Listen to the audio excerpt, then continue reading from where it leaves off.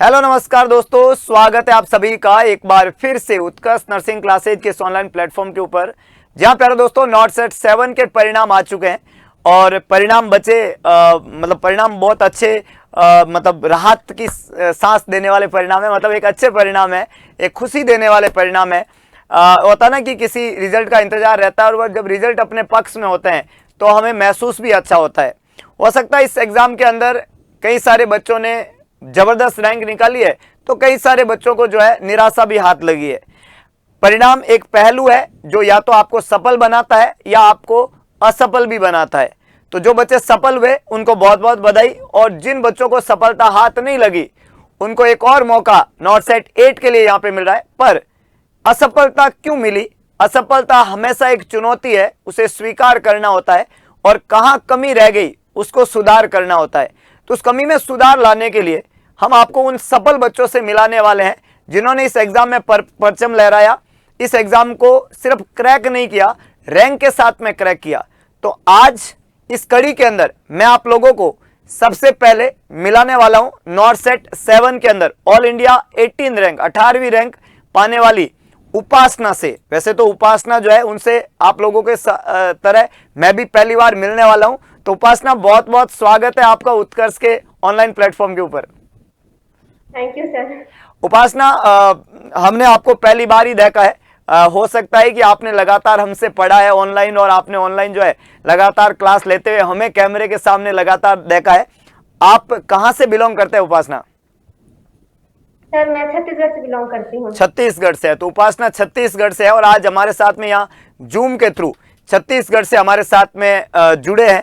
तो उपासना, सबसे पहले आप जो है अपने बारे में बताइएगा कि आपने अपना जो क्वालिफिकेशन है वो कब कंप्लीट किया और फिर उत्कर्ष के साथ में आपकी जर्नी जो है कब से स्टार्ट हुई? सर मैंने अपना बीएससी नर्सिंग जो है 2022 में कंप्लीट किया, RB college of nursing Bilaspur Chhattisgarh से। फिर मैंने तो 8-9 मंथ कम से कम आईसीयू में जॉब किया। फिर मुझे सर मैंने आपका एक वीडियो देखा ऑनलाइन फिटर सर्कुलेशन का। फिर सर वहां से एक हो गया कि पढ़ना तो बस यही से पढ़ना है। अच्छा। सर मैंने ज्वाइन कर लिया, वहाँ दिवाली का शायद ऑफर चल रहा था, वहीं से ज्वाइन किया। फिर वहीं से मेरी जर्नी स्टार्ट हुई सर।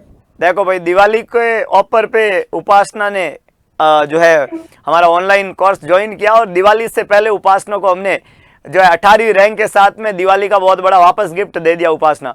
तो मेरे हिसाब से हमने आपसे ऑफर में जो है जो चीज़ आपको दी थी वो आपका नॉट सेट 7 के अंदर 18वीं रैंक के साथ में सिलेक्शन। तो बहुत अच्छा लगा उपासना कि आपने उत्कर्ष के ऑनलाइन प्लेटफॉर्म पे उत्कर्ष के टीचर्स पे ट्रस्ट किया और एक वीडियो से आपने अपनी जर्नी उत्कर्ष के साथ में जोड़ी और उत्कर्ष के थ्रू आपका ये जर्नी जो है इस तरीके से रैंक के साथ में कंप्लीट हुआ। हमें बहुत अच्छा लगा। तो उपासना, सबसे पहले आपको अपना चॉइस का एम्स मिल जाएगा, आपकी रैंक बहुत अच्छी है। उपासना जो है वो जो भी बच्चे, क्योंकि नॉट सेट 8 का एग्जाम बहुत करीब है, तो उपासना का क्या तरीका था पढ़ने का, और जो भी बच्चे तैयारी कर रहे हैं उनको क्या सजेस्ट करेंगे कि किस तरीके से पढ़ना चाहिए? उत्कर्ष का सफलता में कितना रोल रहा है? उत्कर्ष कितने बच्चों को आप सजेस्ट करेंगे, या उत्कर्ष में आपने जब पढ़ना शुरू किया तो आपने कैसे उत्कर्ष के साथ में पढ़ाई की और सेल्फ स्टडी कैसे किया, वो सब थोड़ा सा बताइएगा। सर पहले तो मैंने जितना थ्योरी है सबको कंप्लीट किया, प्रॉपर नोट्स बनाए।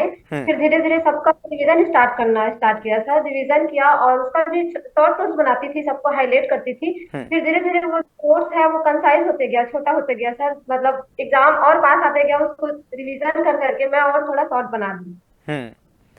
ओके, तो पहले थ्योरी तैयार किया, फिर शॉर्ट नोट्स साथ में तैयार किए और उन शॉर्ट नोट्स को एग्जाम के समय जो है उपासना ने पढ़ा है। अच्छा उपासना, क्वेश्चन प्रैक्टिस कितना किया आपने जो एग्जाम के लिए जरूरी होता है? सर डेली क्वेश्चन प्रैक्टिस करती थी, 200 से 300 तो कंटिन्यू डेली 200-300 प्रश्न उपासना डेली सॉल्व कर देते थे। अच्छा उपासना, मैं पूछूं तो उपासना क्या सुबह 6 बजे उठ जाती थी नॉट सेट सीरीज की क्लास के लिए? 5 बजे उठती थी सर। तो उपासना 5 बजे उठ जाती थी। उपासना डेली क्लास अटेंड करती थी, एमसीक्यू क्लासेज अटेंड करती थी डेली 200 से 300। मतलब ये वही गाइडलाइन है बच्चों जो हम रोज आपको बताते रहते हैं, रोज आपको बताते हैं। उपासना ने उसको फॉलो किया और जिसने फॉलो किया जिसने पद्धति को फॉलो किया उसने सिद्धि को प्राप्त किया। हमने कहा कि लक्ष्य कोई भी बड़ा नहीं, हारा वही जो लड़ा नहीं। तो जिसकी लड़ाई जबरदस्त रहती है, जो दमदार मेहनत करता रहता है, वो हार नहीं सकता। हारता वही है जो लड़ता नहीं है, और लड़ता है वो या तो सीखता है या जीतता है। मुझे पूरा पक्का पता है कि आप में से बहुत सारे बच्चों ने लड़ाई लड़ी होगी, और उसमें से बहुत सारे ऐसे भी बच्चे हैं जो जीते तो नहीं है, लेकिन आई गारंटीड कि वो सीखे बहुत कुछ है, और ये सीखी हुई चीज जो है वो आने वाले एग्जाम में आपकी फिर मदद करेगी बच्चों।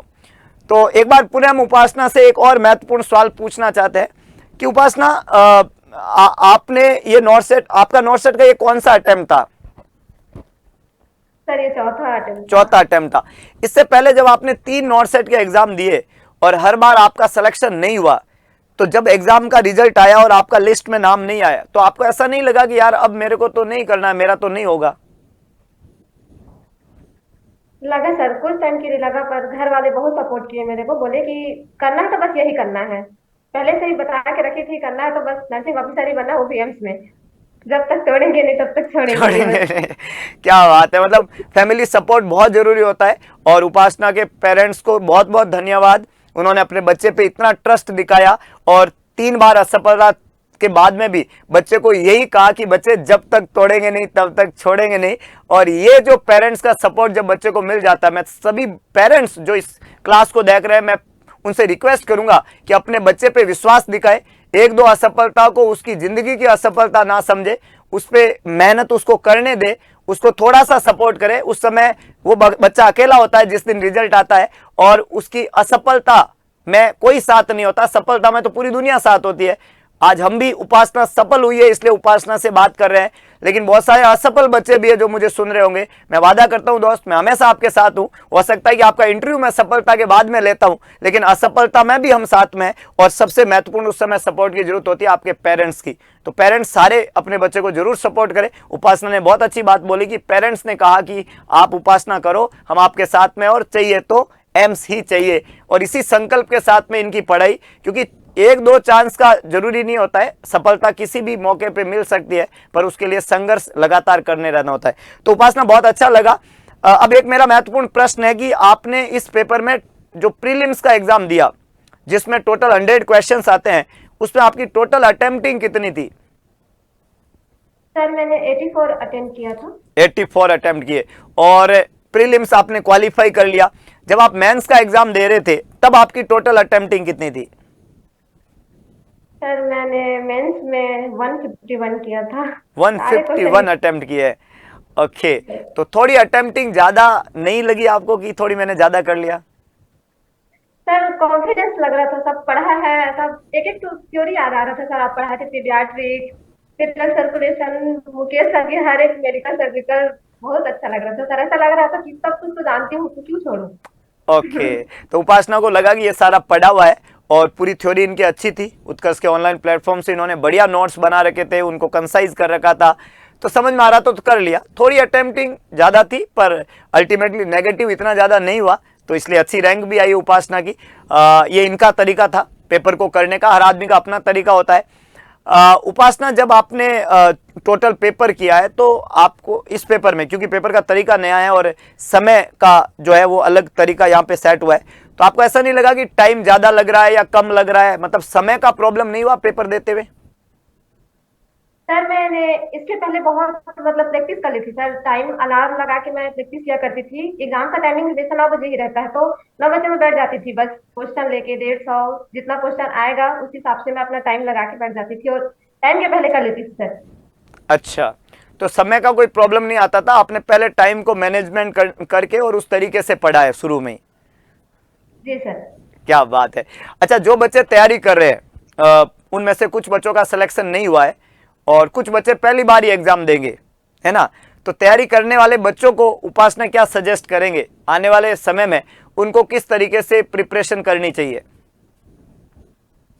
सर जो बच्चे सेलेक्ट नहीं हुए हैं उनको मैं ये कहना चाहूंगी कि फेलियर तो एक पार्ट है सक्सेस का, तो उसमें डिमोटिवेट नहीं होना है। मैं कर सकती हूँ, फोर्थ अटेम्प्ट में तो हर कोई कर सकता है सर, उतना टफ भी नहीं है।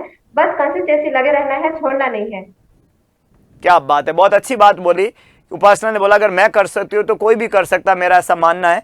बस आपको कंटिन्यूटी से लगे रहना है, और जब तक हो ना जाए तब तक रुकना मत, छोड़ना मत बच्चों। ऐसा उपासना के भी दिमाग में आया कि अब मेरे से नहीं होगा, और ऐसा हर बच्चे के भी आता है एग्जाम के बाद में। लेकिन आपको यही चाहिए कि आपको छोड़ना नहीं है, आपको करते रहना है। नॉर्सेट बार बार मौके देगा और मौकों की कमी नहीं है, पर आपको एक लर्निंग यहाँ पे करनी है कि उपासना ने कैसे किया, उपासना ने कैसे पढ़ा। उत्कर्ष के ऑनलाइन प्लेटफॉर्म से पढ़ा, अपने नोट्स तैयार किए, नोट्स को थोड़ा छोटा किया, डेली रोज जो एमसीक्यू क्लास होती है यूट्यूब के ऊपर 6 बजे उसको अटेंड किया, और क्वेश्चन प्रैक्टिस रोज लगाई, 200 से 300 प्रश्न सॉल्व रोज किए रैशनल के साथ में। ये इनका तरीका था इस एग्जाम को देने का। हालांकि इनको वक्त लगा था, 2-3 एग्जाम दिए हैं नॉर्सेट के, लेकिन आखिरकार सफलता जो है इन्होंने प्राप्त की है। अच्छा, जो बच्चे उपासना पहली बार एग्जाम दे रहे हैं, जिन्होंने नॉर्सेट आज तक एग्जाम दिया नहीं है और उनको बहुत ज्यादा एंथुजियाज्म रहता है, बहुत ज्यादा ऐसे रहता है कि कैसा होगा नॉर्सेट, एक्साइटमेंट बहुत ज्यादा रहता है, क्या सजेस्ट करोगे उनको? सर अगर ऐसा है तो आपका 6 बजे क्लास है, बहुत हेल्पफुल रहेगा सर। उसमें आप पूरा पढ़ा देते हैं सर, कैसे होता है क्या होता है, मतलब ट्रेन कर देते हैं दिमाग को। उनके लिए मैं तो यही सजेस्ट करना चाहूँ कि एक बार सर जो एमसीक्यू कराते हैं 6 बजे क्लास में, वो जरूर देखिए। क्या उससे बात है, पूरा मतलब गाइडेंस मिल जाएगा। क्या बात है। अच्छा, उपासना, जब उपासना कभी जिंदगी में परेशान होती है, जब उपासना का मन नहीं लगता है, तो ऐसा कौन सा लाइन है जो उपासना को बूस्ट अप करता है और वापस एक एनर्जी भरता है कि हाँ वापस करेंगे अब? आप ही का लाइन जब तक छोड़ेंगे नहीं तब तक छोड़ेंगे नहीं। क्या बात है, एक लाइन है, टैग लाइन है, और ये मेरे हिसाब से सभी बच्चों को, मुझे भी ये बहुत अच्छा लगता है, इसलिए मैं इसको बार बार बोलता हूँ कि आप अपनी टैग लाइन ऐसे बना के लिख देवे, है ना, और जब भी जिंदगी में आपको लगे कि अब नहीं होगा, तब उसको पढ़ लेवे, साफ सुथरे शब्दों में उसको पढ़ लेवे अपने मन के अंदर कि जब तक तोड़ेंगे नहीं तब तक छोड़ेंगे नहीं। तो उपासना, बहुत अच्छा लगा आज आपको, आपके साथ में बात करते हुए, आपसे लाइव जुड़ के। इस कैमरे के पीछे ऐसे हजारों कहानियां होगी, ये कहानी उपासना की थी, आप में से बहुत सारे बच्चों की कहानी होगी। लगातार आप तैयारी कर रहे हैं, उपासना की तरह आपको भी इतनी अच्छी रैंक मिले। उपासना भी हमसे बहुत दूर है, तो मिठाई तो हम नहीं खिला सकते उपासना को, लेकिन हम चाहेंगे कि उपासना हमारे जोधपुर सेंटर पे मौका मिले तो जरूर विजिट करें, और हमारे ऑफलाइन के बच्चों से मिले, हमसे रूबरू हो, हमें बहुत अच्छा लगेगा। और उपासना जो है, उनको एक बार पुनः बहुत बहुत बधाई, उपासना के माता पिता को बहुत बहुत बधाई, पूरे परिवार को बहुत बहुत बधाई। अब आप दिवाली जो है बड़ी धूमधाम से मनाएं, क्योंकि आपकी बच्ची जो है वो कर दिखाया उसने, जो उसने कहा था। वो कहा था कि बर्फ को पानी में बदलने में वक्त लगता है, ढले हुए सूरज को निकलने में वक्त लगता है, हिम्मत रख थोड़ा और जोर लगा, किस्मत के जंग लगे हुए दरवाजे को खुलने में वक्त लगता है, रख यकी जो तूने कहा कर दिखाएगा, रख यकी जो तूने कहा कर दिखाएगा, गरजे जो बादल बरसने में वक्त लगता है। तो कई बार वक्त को बदलने में भी वक्त लगता है बच्चों। उपासना की तरह आप भी मेहनत करें और उपासना की तरह एग्जाम में एक अच्छी रैंक के साथ में सिलेक्ट हो। तो ऑल दी वेरी बेस्ट उपासना, आपका फ्यूचर, ब्राइट फ्यूचर आपके सामने है, अच्छे से जिए उसको, और उत्कर्ष की तरफ से आपको बहुत बहुत बधाई, और जिंदगी में आप और ऊंचाइयों पे जाए, ऐसी शुभकामनाएं हमारी आपके साथ में है। आप हमसे जुड़े, आने वाली जो नई पीढ़ी है, नई जनरेशन है, उनको आपने एक अच्छा मैसेज दिया, उनकी पढ़ाई में एक बूस्टअप का काम किया, और आपके ये 4 शब्द जो है जरूर उनको एक नए आयाम तक लेके आएंगे। आपको बहुत बहुत धन्यवाद Upasana. Thank you so much.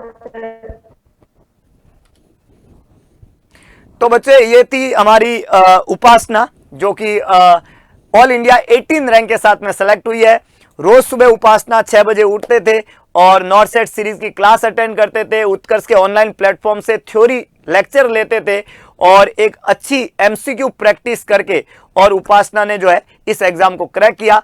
ये उपासना की कहानी उनकी जुबानी थी। इसी तरीके के हमारे टॉपर बच्चों से आने वाले समय में हम आपको लगातार मिलाते रहेंगे, और नॉर्सेट 8 के लिए आपको तैयार करेंगे, ताकि आप नॉर्सेट 8 में एक अच्छी रैंक के साथ में सेलेक्ट होएं। तो मिलते हैं दोबारा एक और नए रसगुल्ले के साथ में, उसके सफलता की कहानी उसकी जुबानी।